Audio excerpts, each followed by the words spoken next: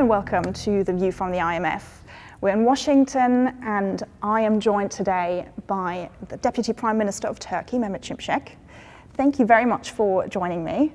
Now, Turkey has gone through a slightly turbulent time with some Western countries, with the US just recently and with the EU, some EU countries ahead of the referendum in April. Now tell me, what are the relationships now, and is Turkey still seeking EU membership? It is true that we've gone through challenging few years. Turkey has been part of Europe for centuries, and that's going to remain so. Turkey also has been in Western camp for over half a century. So clearly we're not breaking up. But we've had issues. I think we need more dialogue. We need to talk to each other more, and less shouting, less bickering, or less talking about each other. I think that's going to happen because the referendum in Turkey was a bit noisy, and the election cycle in Europe was a bit noisy. We understand that. Now that most of these elections are out of the way, we can now talk about more mundane stuff. And there's a lot of low-hanging fruit between Turkey and Europe. We could talk about upgrading customs union. The trade volume between Turkey and the EU is about $150 billion. It could easily double to $300 billion. Turkey needs Europe, Europe needs Turkey. Clearly, it is in the interest of Europe to have a strong, stable, prosperous Turkey, because Turkey already is the 5th largest economy in Europe on a purchasing power parity basis, and 13th largest globally. Turkey is also the 4th largest trading partner of EU. Also, Turkey needs Europe. Clearly, it is in our interest to remain firmly anchored to Europe. So politics has been unfavorable. I know that, but I think we'll have a quiet period and then start rebuilding, and hopefully, have more integration and closer, ever between Turkey and EU. Membership is more of a long-term, obviously, goal that hasn't changed. So we haven't given up, and we're going to continue to converge with Europe. With the United States, we have issues, differences in Syria and on other issues. But again, I think we can manage those. The US and Turkey partnership, strategic partnership, is a very important one. I think we have to continue to work together fighting global terror and many other joint threats. And of course, Turkey remains key to energy supply security, dialogue between civilizations. And again, I think it's in our interest to maintain strong partnership, strong dialogue. We're a member of NATO together, we face similar threats. So clearly there's a lot positive, there's a lot of common interest. So I think our relationship both with EU and United States is strong enough to weather the current occasional mishaps, occasional hiccups. Now, we've talked about the political side. Obviously, there's also been discussions about the economy, the Turkish economy. And last year, it slowed down a little. Historically, Turkey very strong economically.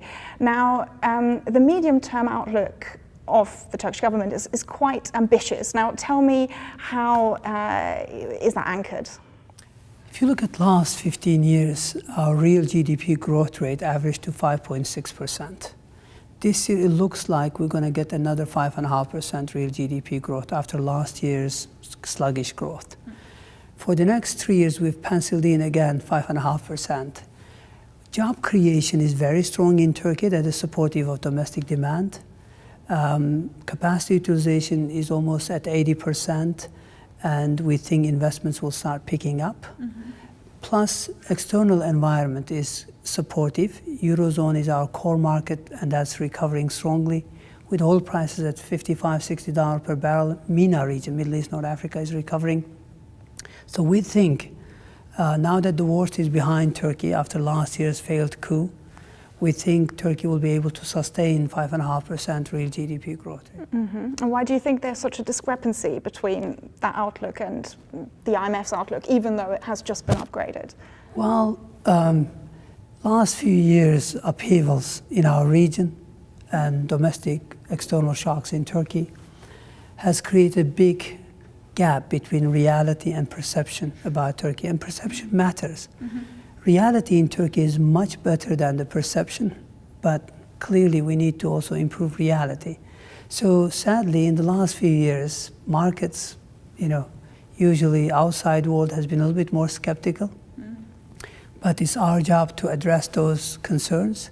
And we believe that normalization is well underway in Turkey, and we're going to hopefully surprise many pleasantly in terms of our economic performance, but also in terms of our efforts to enhance standards of democracy, fundamental rights and freedoms, and rule of law. Well, we've mentioned already sort of the geographic position that you obviously have, and there's some issues just, at the border on the other side.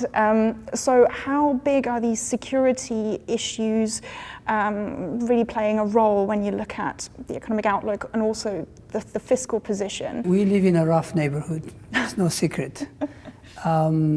Unfortunately, post-Arab Spring, situation has gotten worse in the sense that we no longer have a functioning state in Syria. We no longer have, we have difficulties in Iraq. We no longer have a functioning state in Yemen, in Libya, elsewhere. So our region has been in kind of like a very difficult state. And Turkey has been affected through terror, through higher risk premia.